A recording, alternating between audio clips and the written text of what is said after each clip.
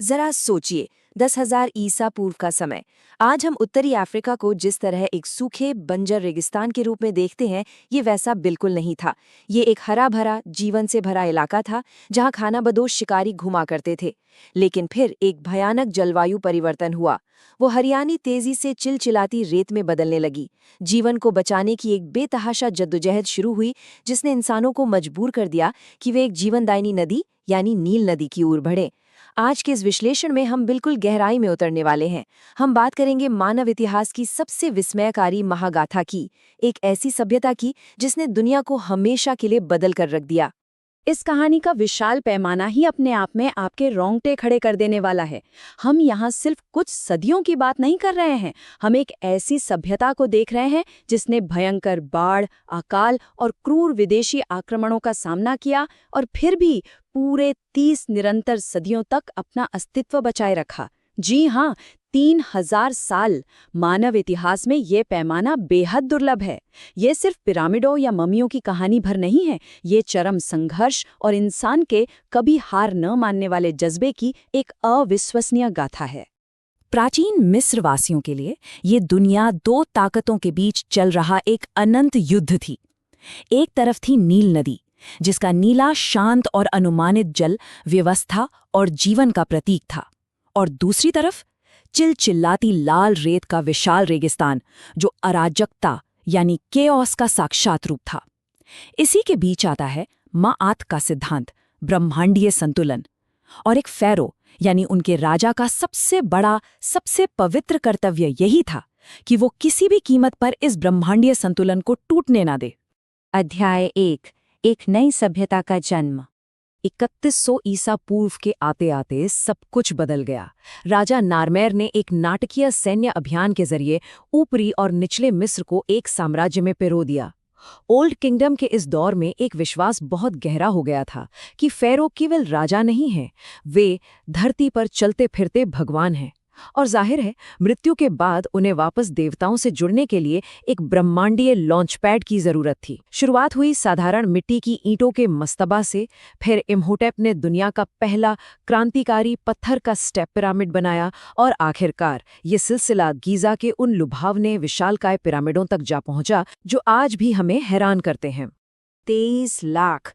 जरा इस संख्या को महसूस कीजिए। ये खुफू के महान पिरामिड में इस्तेमाल किए गए कई टन भारी पत्थर के ब्लॉकों की चौंका देने वाली गिनती है। और यहाँ एक बहुत बड़ी गलतफहमी दूर कर लेते हैं। लोकप्रिय कहानियों के विपरीत इन्हें दासों ने नहीं बनाया था, बिल्कुल नहीं।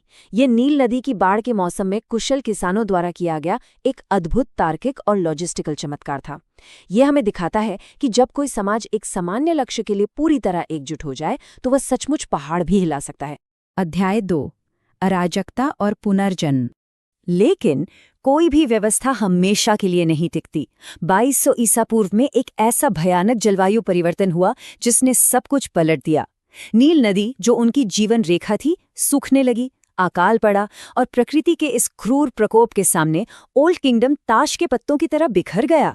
जरा सोचिए, जहां पहले एक परम शक्ति वाले जीवित देवता का राज था, वहां अब स्थानीय गवर्नरों ने कमान संभाल ली।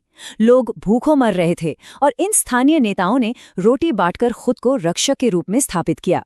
ये वजूद को बचाने की एक हताश लड़ाई थी, जो तब तक चली जब तक मेंटुहोटेप द्वितीय ने थीब्स शहर से उठकर साम्राज्य को फिर से एक नहीं कर दिया। पर कहानी में अभी और भी ट्विस्ट थे। मध्य साम्राज्य के खत्म होते होते मिस्र की सदियों पुरानी शांति को एक खौफनाक बाहरी खतरे ने चकनाचूर कर दिया। लेवांत क्षेत्र से हिक्सोस नाम के लोग आए, और उनके पास जो हथियार थे वो मिस्रवासियों के लिए बिल्कुल नए और खतरनाक थे। घोड़ों से खींचे जाने वाले तेज तर्रार रथ, बेहद मजबूत कान से हथियार और मारक मिश्रित धनुष। इस उन्नत सैन्य तकनीक ने उत्तरी डेल्टा पर कब्जा कर लिया और मिस्र को एक झटके में युद्ध का नया और बेहद क्रूर तरीका सिखा दिया। अध्याय 3, स्वर्णिम साम्राज्य। हिक्सोस का कब्जा हमेशा नहीं रहा।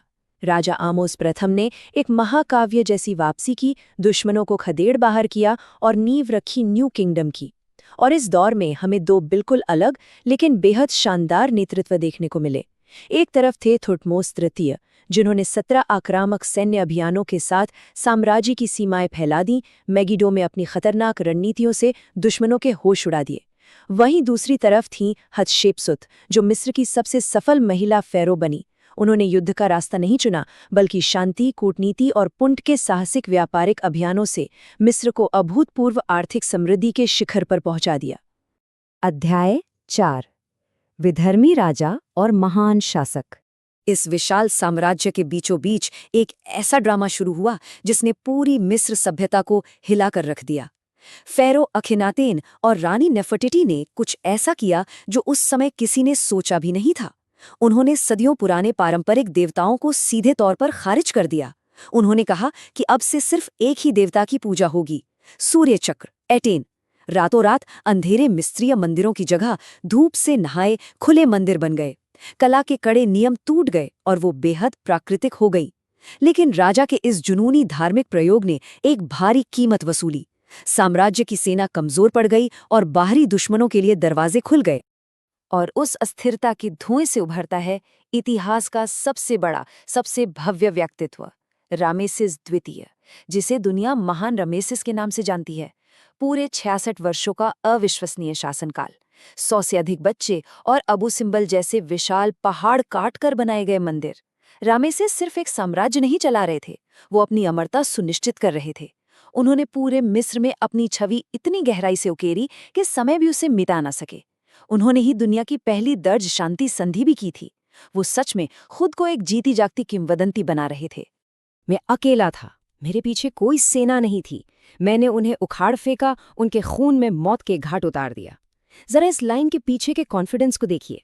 कादेश के युद्ध में हिटाइट्स के खिलाफ एक ऐसा समय आया जब मिस्र लगभग हारने ही वाला था। एक विनाशकारी हार तय थी, लेकिन रामेसिस ने क्या किया? उन्होंने इसे एक सिनेमैटिक महाकाव्य जैसी जीत में बदल दिया और इस अकेले सुपर हीरो वाली कहानी को साम्राज्य के हर मंदिर के दीवारों पर छपवा दिया। ये प्राचीन काल की सबसे बेहतरीन राजनीतिक ब्रांडिंग का उदाहरण है, जिसने उन्हें हमेशा के लिए महान बना दिया। अध्याय 5 सभ्यता का अंतिम पतन। पर इतनी असीम भव्यता के बाद जो हुआ वो बहुत दुखद था। एक के बाद एक ऐसी विनाशकारी घटनाओं की झड़ी लग गई जिसने इस महान साम्राज्य की कमर तोड़ दी। रहस्यमय समुद्री लोगों के लगातार आक्रमणों ने शाही खजाना पूरी तरह खाली कर दिया। स्थिति इतनी बिगड़ गई कि अनाज न मिलने पर इतिहास की पहली दर्ज की गई मजदूर हड़ताल हुई। सोचिए, मिस्र में हड़ताल। पवित्र शाही मकबरों को सरेआम लूटा जाने लगा और ताबूत में आखिरी कील तब ठुकी जब एक महल के षड्यंत्र में खुद फ़ेरो रामेसिस तृतीय की बेरहमी से हत्या कर दी गई। केंद्रीय सत्ता चकनाचूर हो गई और ताकत पुजारियों व अलग अलग गुटों में बट गई।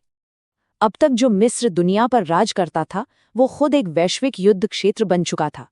विदेशी शक्तियों ने नील नदी की इस उपजाऊ घाटी पर कब्जे के लिए भयंकर खून खराबा किया। मिस्र की संस्कृति को पूजने वाले दक्षिणी कुशाइट राजवंश से लेकर बेहद खूंखार असीरियन और पारसी साम्राज्यों तक सबने यहाँ शासन किया। और इस खूनी संघर्ष के बाद 332 ईसा पूर्व में सिकंदर महान का आगमन हुआ, जो अपने साथ एक बिल्कुल नया यूनानी युग लेकर आया। ये स्वतंत्र मिस्र का आखिरी सूर्यास्त था। टॉलेमिक युग के इन 300 सालों में यूनानी शासकों का राज रहा और अलेक्जेंड्रिया पूरी दुनिया के ज्ञान का केंद्र बन गया। लेकिन अंत निकट था। ये युग रानी क्लियोपैट्रा की उस शानदार, साहसिक लेकिन अंततः विफल कूटनीति के साथ खत्म हुआ जब शक्तिशाली रोमन साम्राज्य ने हमला बोल दिया। 30 ईसा पूर्व में क्लियोपैट्रा की मृत्यु महज एक रानी की मौत नहीं थी, इसके साथ ही 3000 वर्षों से चले आ रहे अजेय माने जाने वाले फ़ेरोओं के शासन का हमेशा के लिए दुखद अंत हो गया। भयानक जलवायु परिवर्तन, अकाल, आंतरिक बगावतें और क्रूर विदेशी आक्रमण, इन सब के बावजूद प्राचीन मिस्र ने 3000 वर्षों तक अपना वजूद, अपनी संस्कृति बचाए रखी। अस्तित्व और सहन शक्ति की यह एक ऐसी महागाथा है जिसका मानव इतिहास में शायद ही कोई दूसरा मुकाबला कर सके। इसने हमें आज तक मंत्रमुग्ध कर रखा है और यह हमें एक बहुत ही गहरा, झकझोर देने वाला सवाल सोचने पर मजबूर करता है।